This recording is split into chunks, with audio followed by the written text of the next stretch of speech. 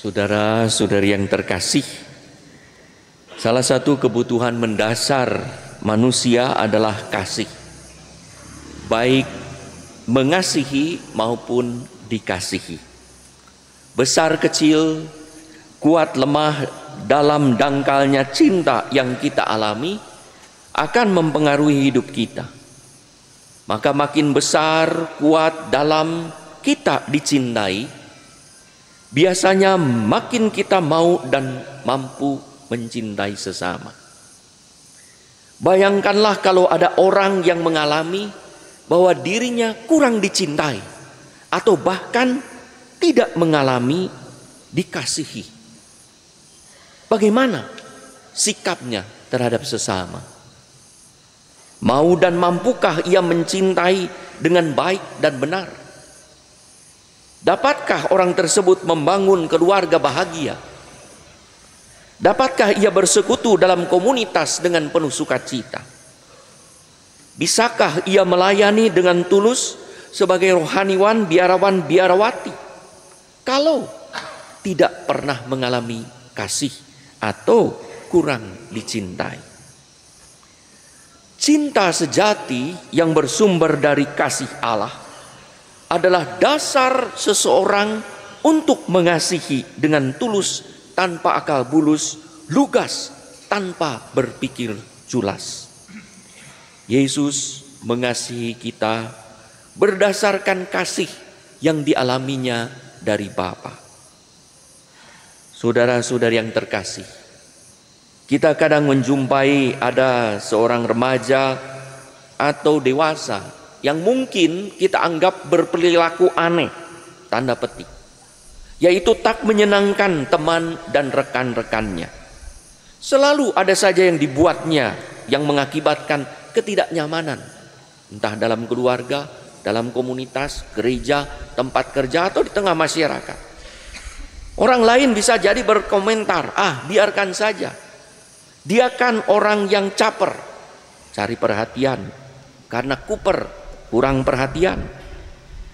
Kurang perhatian di sini mungkin berarti kurang dikasihi, sehingga membutuhkan perhatian lebih. Bahkan tidak mengalami ada orang yang sungguh mengasihinya, sehingga ia mencari-cari perhatian untuk dikasihi. Kisah seorang anak bertengkar dengan orang tuanya karena selalu melawan dan berulah. Padahal orang tuanya begitu baik memenuhi kebutuhannya. Apa yang diinginkan diberikannya, apa yang dibutuhkan diperhatikannya. Sampai ayahnya berkata, "Kami kurang apa padamu, nak? Semua dipenuhi." Anaknya pun menjawab, "Yang saya butuhkan adalah cinta." Ibunya menyahut, "Kami begitu mencintaimu, tetapi kamu terus kurang ajar." Anaknya bertanya, "Kalau papa dan mama yang berikan itu, saya syukuri, saya terima kasih. Tapi kasih apa yang papa dan mama berikan pada saya? Kalau saya selalu merasa hidup sendiri, sepi, papa mama sibuk masing-masing dengan pekerjaan, bahkan pelayanan di mana-mana. Mana kasih papa dan mama yang diberikan kalau tak ada waktu untuk saya? Walau saya bisa punya banyak hal yang mungkin melebihi teman-teman." Itulah sepenggal kisah orang tua yang mengasihi, tetapi anaknya tidak mengalami dikasihi. Mengapa bisa terjadi demikian? Bisa jadi orang tua ini mengasihi, tetapi bukan dengan kasih seperti bagaimana Yesus mengasihi kita. Memberikan hidupnya, mencurahkan hati, budi, energi, sehingga materinya mengalir begitu saja. Saudara-saudari yang terkasih, Yesus menyatakan kasihnya kepada para murid dengan kasih sebagaimana Bapa mengasihi Yesus. Kasih Yesus adalah kasih agape, yang tulus tertuju pada orang yang dikasihi tanpa pernah meminta balasan.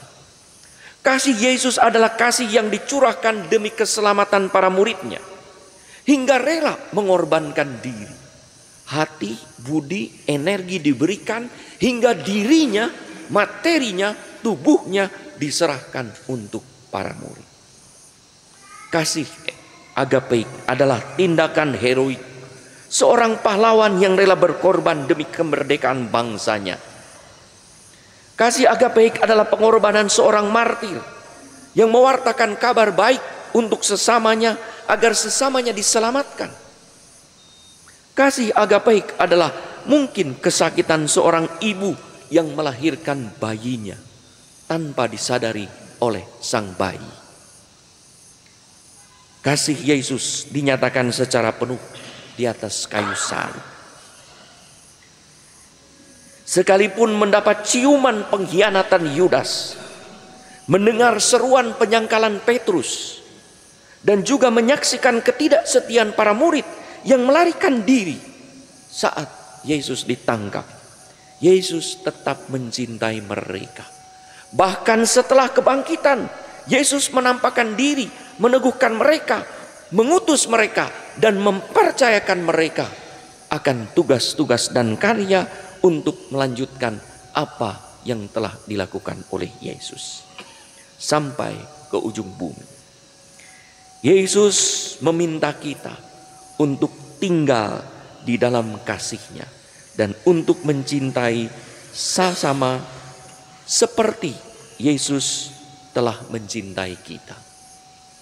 Saudara-saudari yang terkasih, kalau saudara sudah mencintai pasangan hidup saudara, mencintai anak-anak, mencintai orang tua, sesama, sahabat dan kerabat dengan sungguh, tetapi ternyata mereka tidak mengalami kasih yang telah sungguh-sungguh saudara berikan untuk mereka, bisa jadi ada yang salah dengan kasih yang kita lakukan.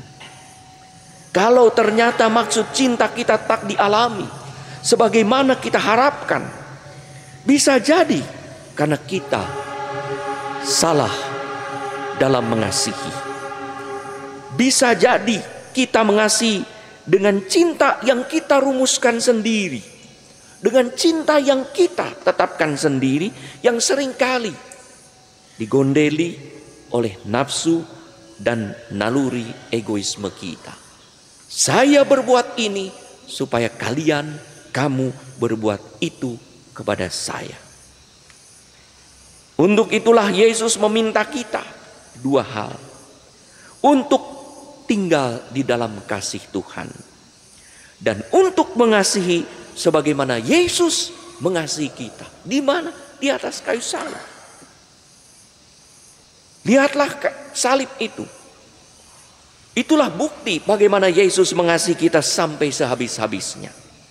Dan Ekaristi yang kita rayakan hari ini, yang menghadirkan korban Kristus di salib, kini ada di atas altar, adalah juga bukti kasih-Nya. Ketika Ia selalu berkata kepada kita, inilah tubuhku yang diserahkan bagimu, inilah darahku yang dicurahkan bagimu dan bagi semua orang. Maka Ia juga meminta kita untuk tinggal di dalam kasih. Kalau kita tinggal di dalam kasih Tuhan, ada intimitas, kedekatan di dalam doa, dan mengasihi sesama kita, hidup dalam persekutuan sebagaimana Tuhan telah mengasihi kita. Apakah dan bagaimanapun reaksi orang yang kita kasihi, kita terima dengan besar hati dan kita syukuri sambil terus mendoakan dan mengusahakan kebahagiaan dan keselamatan orang yang kita kasihi. Itulah cara mengasihi sebagaimana Tuhan telah mengasihi kita.